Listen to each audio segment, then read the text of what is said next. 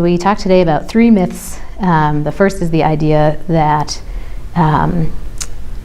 referring patients to palliative care means that that visit will involve only discussions about advanced care planning and dying, and how there are data to refute that. So a first palliative care visit most commonly focuses on things more like illness understanding, and coping, and symptom management. And the idea that when palliative care visits do address prognosis or advanced care planning, the palliative care specialist really should be taking the information about that prognosis, disease-directed therapy options, response rates from the oncologist. So I think we as the oncologist absolutely should be providing those prognostic estimates and then allowing the palliative care specialists to take that data and incorporate their expertise around sort of goals-based decision-making to help the patient choose the path that's best for them. The second one we talked about was the myth that palliative care would take away hope. So there's data to support the idea that prognostic uncertainty, when we don't talk about what the future might hold with a cancer, is distressing to patients. So in one study of inpatients receiving specialty palliative care, they asked them about whether they had, how much distress they had about uncertainty about what to expect from their illness. And about 3/4 of them had at least moderate distress about feeling like they didn't know what to expect in the future. And then we also have data to suggest that we do have advanced care planning conversations with our patients. Afterward, their depression symptoms and anxiety symptoms actually go down.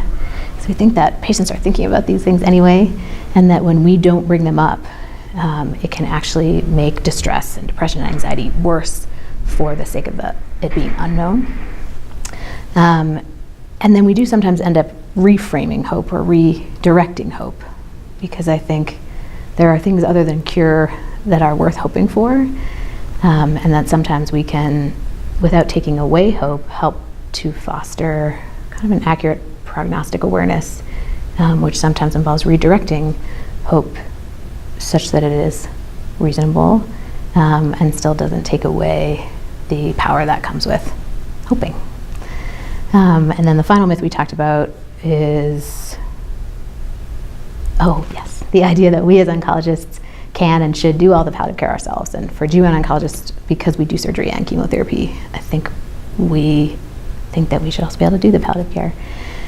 And the idea of incorporating more specialty palliative care is not to de-skill or undervalue the contribution of primary palliative care provided by the oncologist, but I think to assume that the clinical benefits from the studies of specialty palliative care would be generalizable to primary palliative care fails to recognize a couple of key differences.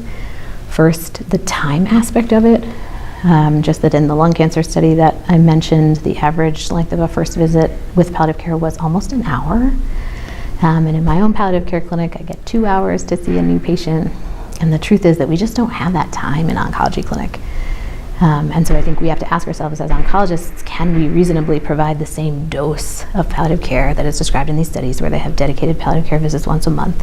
Can we really provide that same dose that's been associated with clinical benefit within the confines of the time that we have in oncology visits?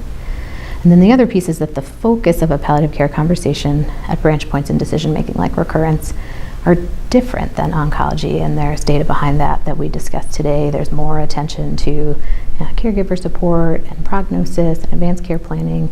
And some of that comes back to the first difference, which is time. When you have an hour, you can really do justice to those things in a way that it's often just not possible to do in the oncology visits. So the myths that we tried to bust today were that referral to palliative care means they'll just talk about dying and advanced care planning, that palliative care takes away hope, and that we as oncologists should be able to do all the palliative care.